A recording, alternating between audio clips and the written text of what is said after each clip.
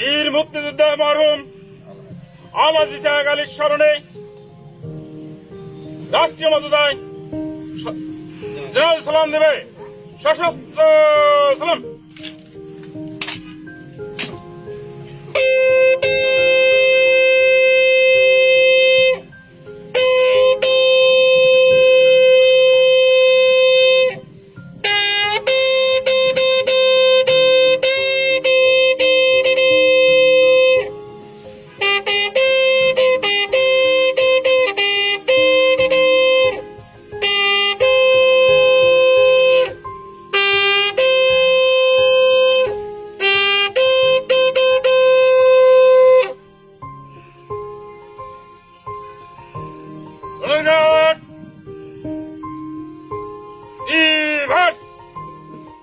On your arms. Reverse.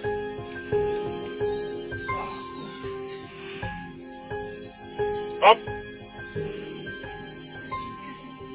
Up. বীর মুক্তিযোদ্ধা মরহুম ইসহাক আলীর স্মরণে কিছু সময় নীরবতা পালন করিবে। Up.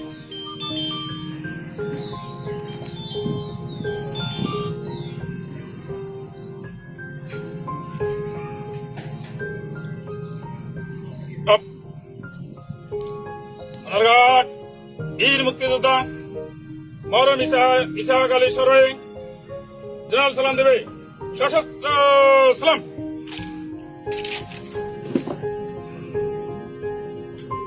অস্ত্র নামাবে। অস্ত্র নামা।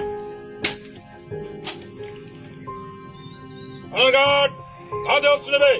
কাঁধে অস্ত্র। বিরতি করিবে। শেষ।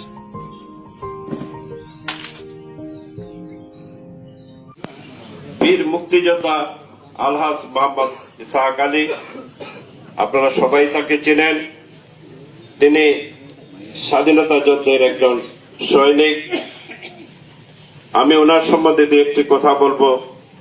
কথা বলার আগে আপনাদের সবাইকে আমি সালাম জানাই। আসসালামু আলাইকুম ইয়া রাহমাতুল্লাহি ওয়া বারাকাতুহু।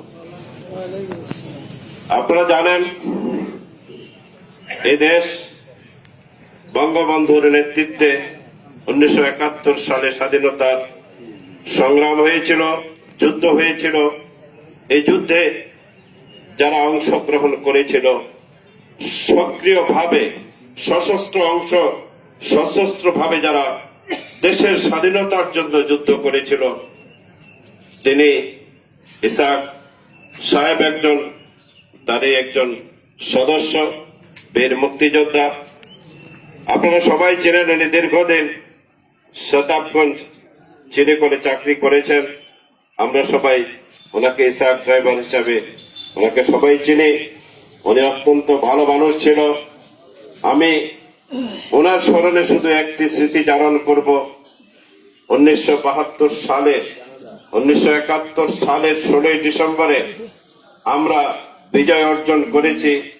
আমরা 1972 সালের ফেব্রুয়ারি মাসের 10 তারিখে আমরা মুক্তিযোদ্ধারা যারা আমরা বিএনএফে ছিলাম, তারা এই ইসহাক সাহেবের গাড়িতে শতাবগঞ্জের সুগা, তখন গাড়ি ঘোড়া এত ছিল না, সে একমাত্র ভরসা ছিল আমাদের শতাবগঞ্জ সুগার মিলের একটি ট্রাকে করে আমাদের মাননীয় মন্ত্রী খালেদ মাহমুদ চৌধুরীর পিতা, তখনকার আমাদের স্বাধীনতার অন্যতম সংগঠন আব্দুর রউফ চৌধুরী সাহেবের ব্যবস্থাপনা, উনি নির্দেশে শতাবগঞ্জের একটি সুগার মিলের ট্রাক দিয়ে, বেডফোর্ড একটা সাদা ট্রাক গুলি ছিল, যারা পুরানা মানুষ আছেন তারা জানেন, সাদা বেডফোর্ড ট্রাকে করে উনি আমাদের এখান থেকে আমাদের সঙ্গে ছিল। সেদিন উপস্থিত ছিল আমাদের আওয়ামী লীগের বর্তমান সভাপতি আবু সৈয়দ হোসেন জননেতা এবং আব্দুল শেখ হাই সাহেবও সেদিন ছিলেন আমাদের সঙ্গে। আমরা সবাই মিলে অস্ত্র নিয়ে ওনার গাড়িতে, উনি গাড়ি চালায় নিয়ে তখনকার দিনে আমাদের ঢাকায় গিয়েছেন। তখন ঢাকায় যাওয়া খুব কঠিন কাজ ছিল, রাস্তাঘাট অত্যন্ত খারাপ এবং নাগরবাড়ির ফেরি দিয়ে পার হয়ে যেতে হতো। তো উনি আমাদের নিয়ে গেছিল অত্যন্ত কষ্ট করে ঢাকায় নিয়ে, যে আমরা সেদিন বঙ্গবন্ধু স্টেডিয়ামে আমরা বঙ্গবন্ধুর কাছে আমরা সেদিন অস্ত্র জমা দিয়েছিলাম। এই লোকটি তখন থেকে আমরা অত্যন্ত তাকে শ্রদ্ধা করি মুক্তিযোদ্ধারা। আপনারা ওনাকে, ওনার জীবনে চলাফেরার পথে যদি কোন ভুল ভ্রান্তি, মানুষের ভুল ভ্রান্তি হতেই পারে, মানুষ ভুলের ঊর্ধ্বে নয়, আপনারা ওনাকে ক্ষমা করে দিবেন। যদি কোনো ভুল ভ্রান্তি থাকে, কারো মনে যদি কোনো কষ্ট দিয়ে থাকে, ওনাকে মাফ করে দিবেন আপনারা। আমরা মুক্তিযোদ্ধারা দেশের জন্য যেহেতু যুদ্ধ করেছি, আমরা জাতি আমাদের স্বীকৃত করছে যে আমরা জাতির শ্রেষ্ঠ সন্তান। উনি জাতির একজন শ্রেষ্ঠ সন্তান হিসাবে আপনাদের সবকিছু ভুলে যাওয়া উচিত। ওনার জন্য সবাই দোয়া করবেন, যে উনি আজকে থেকে আমাদের ছেড়ে চলে গেলেন, না ফেরার দেশে উনি আর কোনোদিন ফিরে আসবেন না। তো ওনাকে আপনারা সবাই দোয়া করবেন এবং ওনার কাছে যদি কোনো দেনা পাওনা থাকে, তো ওনার উপযুক্ত ছেলেরা আছে, আপনারা বলবেন, ওনারা পরিশোধ অবশ্যই করবে।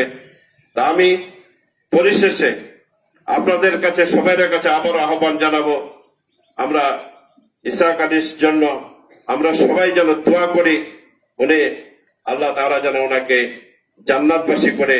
পবিত্র আজকে রমজানের দিন, এই রমজানের দিনে ওনার জানাজা দিচ্ছে, এটা আমাদের জন্য, ওনার জন্য, সবার জন্য সৌভাগ্য যে উনি রমজানের দিনে আজকে মৃত্যুবরণ করেছেন। আমি সবাইকে আবারও আহ্বান জানিয়ে, ওনার জন্য দোয়া করার জন্য আহ্বান জানিয়ে আমার কথা, সংক্ষিপ্ত কথা এখানে শেষ করছি। সবাইকে ধন্যবাদ। আল্লাহ হাফেজ। আসসালামু আলাইকুম ওয়া রাহমাতুল্লাহি ওয়া বারাকাতুহু।